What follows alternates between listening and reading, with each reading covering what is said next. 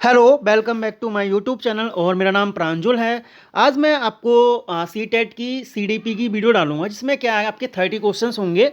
Like जैसे कि आप भी जानते हैं सीडीपी वगैरह जो होती है आपकी, जो आपके कंपटीशन एग्जाम में पूछी जाती है, जैसे कि आपके टीचिंग जो एग्जाम्स होते हैं, लाइक का सी टेट हो गया, आपका एस टेट हो गया, यूपी टेट हो गया, इस इन तरह के एग्जामों में पूछी जाती है सीडीपी वगैरह। बट मेनली अगर बात की जाए तो सीडीपी आपकी सी टेट के लिए बहुत रिक्वायरमेंट है। अगर आपने बीएड कर लिया है या कुछ और भी आपने कोर्स किए हैं या डिप्लोमा किया है, उसके बाद आप सीटेट देना चाहते हो, तो ये सीटेट वीडियो, ये वीडियो आपके लिए बहुत ज़्यादा लाभदायक रहेगी, बहुत ज़्यादा प्रॉफिटेबल रहेगी। अगर आप सीडीपी में अगर आपको दिक्कत है, कुछ प्रॉब्लम होती है, तो आप इस सीरीज़ को देखें और आप अपनी प्रॉब्लम को ख़त्म करें। तो हम बिना देरी करते हुए वीडियो को स्टार्ट करते हैं।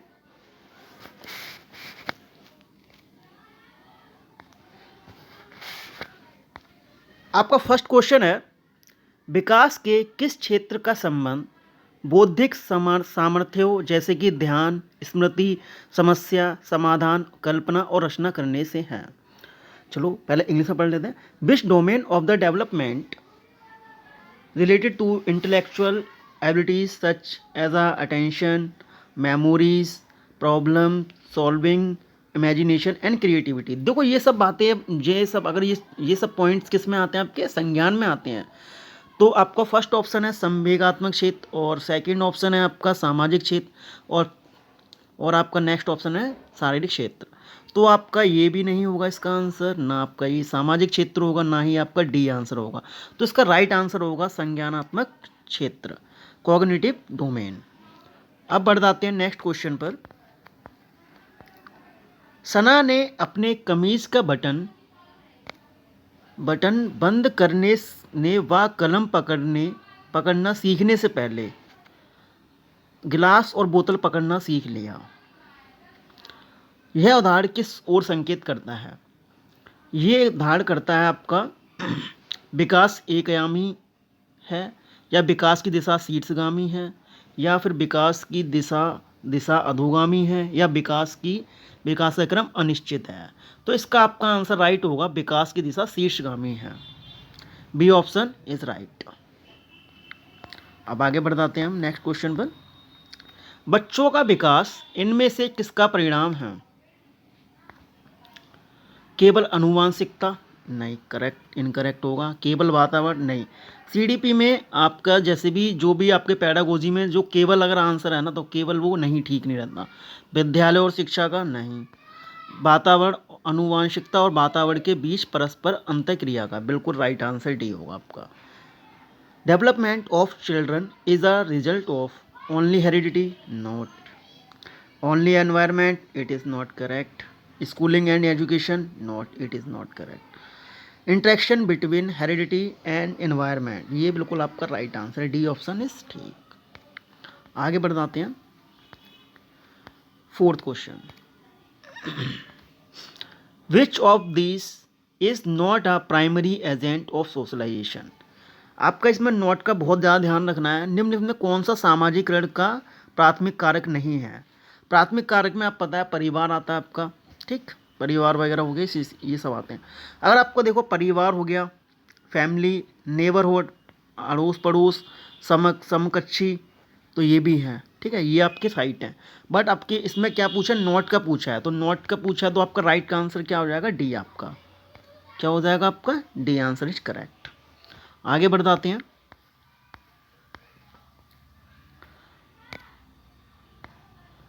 On the basis children's response to Heinz dilemma, Lawrence Kohlberg has proposed specific development stage of हाइंस की दुविधा पर बच्चों की प्रतिक्रिया के आधार पर लॉरेंस कोलरबर्ग ने किस प्रकार के विभिन्न अवस्थाओं को प्रतिपादित किया है?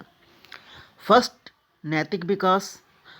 सेकंड ऑप्शन है आपका सामाजिक विकास। थर्ड ऑप्शन है आपका मनोवैज्ञानिक विकास। और आपका फोर्थ ऑप्शन है व्यक्तिगत विकास। तो इसका राइट आंसर क्या होगा? आपको ये तो आपको लाइन करने वाली चीज़ है, तो आपका नैतिक विकास होगा। क्या होगा? Moral development. आगे बढ़ जाते हैं।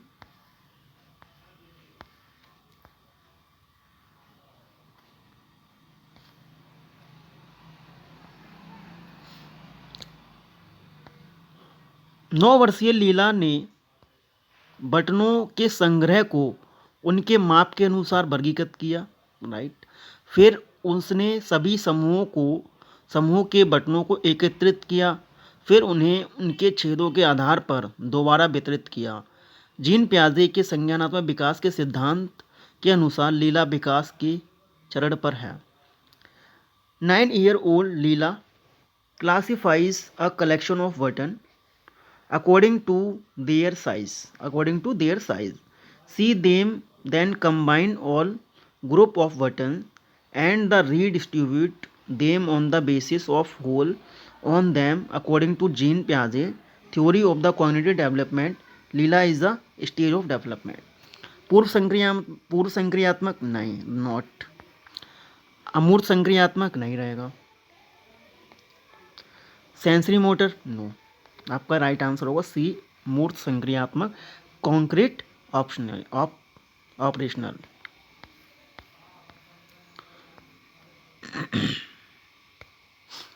जब बच्चे अपने अनुभवों को अपने वर्तमान स्कीमा में समाहित करते हैं तो इसे कहते हैं आत्मसातीकरण या समायोजन, केंद्रीयता, संरचणता, नॉट। आत्मसातीकरण, आपका ए ऑप्शन इज राइट।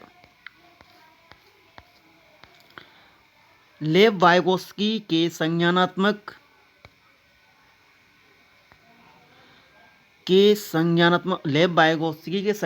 विकास के सिद्धांत को कहा जाता है क्योंकि वे तर्क देते हैं कि बच्चों का सीखना संदर्भ में होता है। Lev Vygotsky theories of cognitive development is a called theory as he argue that children's learning takes a place a context. उन्होंने थ्योरी दी थी, तो उन्होंने बताया था कि जो बच्चे हैं ना सामाजिक संस्कृति से ज़्यादा सीखते हैं। तो आपका राइट आंसर क्या होगा इसमें? आपका सी ऑप्शन ठीक होगा, आपका सोशल कल्चर। आगे बढ़ जाते हैं। व्हेन अ टीचर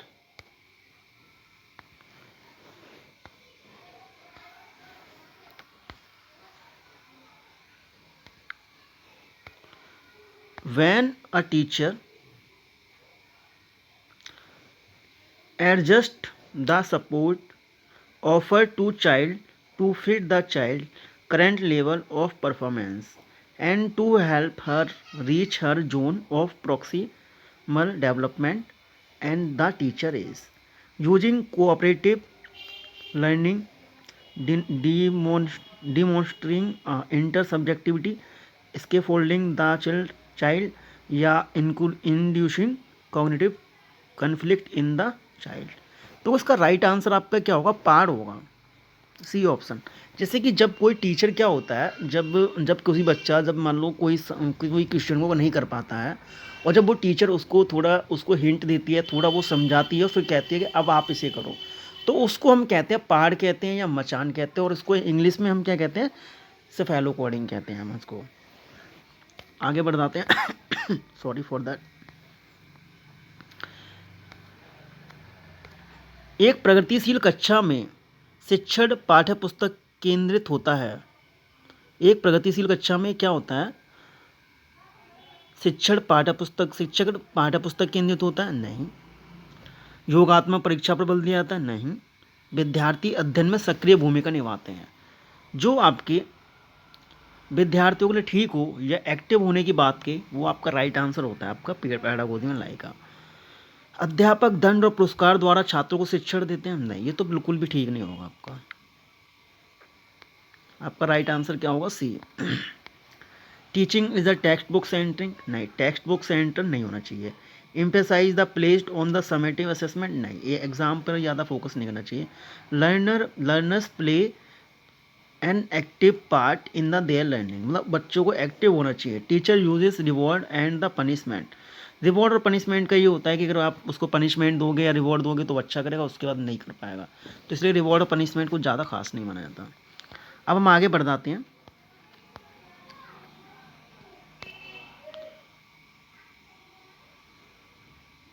बुद्धि कौशल उस कौशल की ओर संकेत करता है जो कि दूसरों के मनोदशाओं, स्वभावों और आशयों को पहचानता है तथा उन पर उपयुक्त प्रतिक्रिया देता है।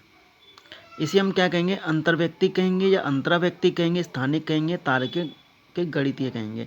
इसका राइट आंसर होगा आपका ए, अंतर व्यक्तिक होगा, intrapersonal. Intelligence refer to the ability to the recognise and the respond appropriate of the mood and the temperate the intimation of the others. Intrapersonal होगा इसका राइट आंसर। राष्ट्रीय शिक्षा नीति 2020 यह प्रस्ताव रखती है कि प्राथमिक कक्षाओं को बच्चों को उनके घर की या स्थानीय भाषाओं में पढ़ाया जाना चाहिए। ओके, प्राथमिक कक्षाओं में शिक्षा का माध्यम एक तरह की भाषा में ही उपयोग होना चाहिए, नॉट एक तरह की भाषा का नहीं। शिक्षकों को द्विभाषिक उपागम को प्रयोग करने के लिए हतोत्साहित किया जाना चाहिए, हतोत्साहित नहीं करना चाहिए। बहुभाषावाद को बिल्कुल भी बढ़ावा नहीं देना चाहिए, नॉट करेक्ट। आपका राइट आंसर क्या होगा, ए इज राइट आंसर आपका। Child in a primary grades should be the taught in a home local language में उनको पढ़ाया जाना चाहिए। आगे बढ़ जाते हैं। एक विद्यालय बैडमिंटन प्रतियोगिता के लिए विद्यार्थियों को चयन करते समय लड़कों को प्राथमिकता देता है, ओके, और संगीत प्रतियोगिता के लड़कियों को प्राथमिकता देता है। यह क्या दर्शाता है, जेंडर स्थायित्व, जेंडर पहचान, जेंडर समानता, नहीं, जेंडर रूढ़िबद्धता, जेंडर स्टीरियोटाइप को दर्शाता है ये। आगे बढ़ जाते हैं।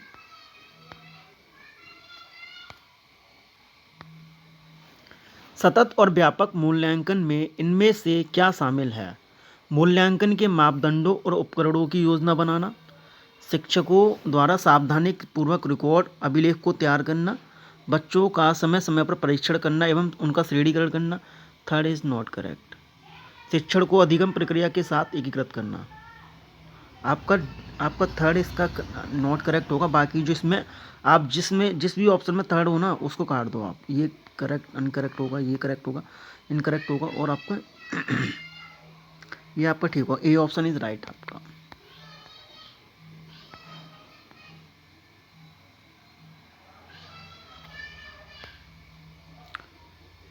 राष्ट्रीय शिक्षा नीति के अनुसार आकलन के लिए अंतर्निहित सिद्धांत क्या होना चाहिए? What should be the underlying principle of assessment according to the National Education Policy 2020? मुख्य रूप से रटने के कौशल का परीक्षण करना चाहिए, not, this is not correct. Memorising correct काट दो इसको। इनकरेजिंग लर्निंग कंटेंट ओनली केवल वाला है, काट दो इसको। सभी विद्यार्थियों के लिए उनको सीखने का विकास और अनुकूलन करना चाहिए, बिल्कुल राइट आंसर सी हो आपका। असेसिंग ओनली वाला है, काट दो, पढ़ो ही मत, काट दो। तो आपका राइट आंसर क्या होगा, सी आंसर होगा। आगे बढ़ जाते हैं। भारतीय संसद ने दिव्यांग व्यक्तियों के लिए निम्नलिखित में से कौन सा कानून हाल ही में पारित किया है? राष्ट्रीय शिक्षा नीति, नो। आपका राइट आंसर होगा PWD। तो उसमें आपको जहाँ भी PWD दिख रहा हो वहाँ पर आप करेक्ट हो सकता है आपका। पर्सन विद डिसेबिलिटी एक्ट, आपका बी ऑप्शन ठीक होगा आपका। समान अवसर अनिशक्त व्यक्ति अधिनियम।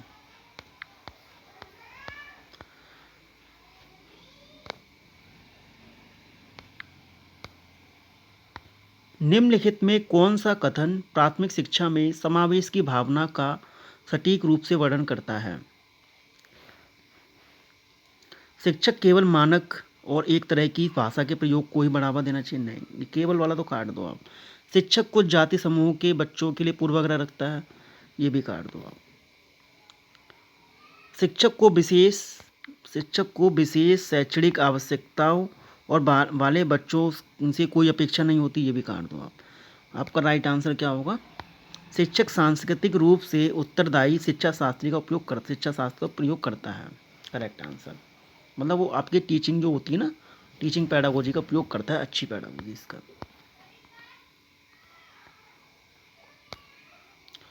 निम्नलिखित में से कौन सी विशेषताओं का समूह प्रतिभाशाली छात्रों को परिभाषित करता है?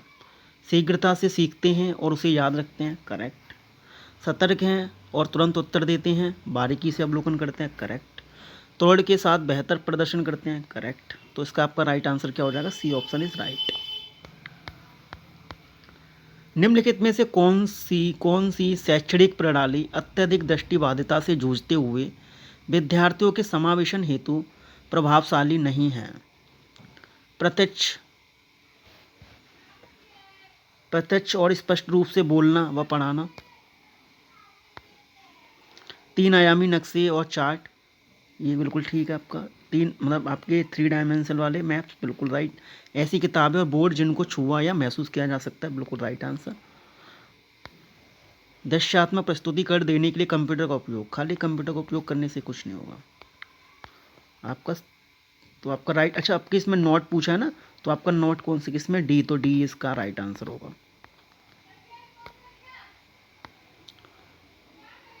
शिक्षकों को सभी बच्चों के अर्थपूर्ण सीखने के लिए अधिगम के विविध मौके मुहैया कराने चाहिए, करेक्ट है। सभी बच्चों में सीखने की क्षमता होती है, बिल्कुल राइट है। तो आपका ए और आर दोनों सही हैं और आर इसकी सही व्याख्या करता है। A option is right. एक विद्यार्थी जो नियंत्रण के बाह्य अधिकारिता में विश्वास रखती है परीक्षाओं में अपनी असफलता का कारण किसे बता सकती है?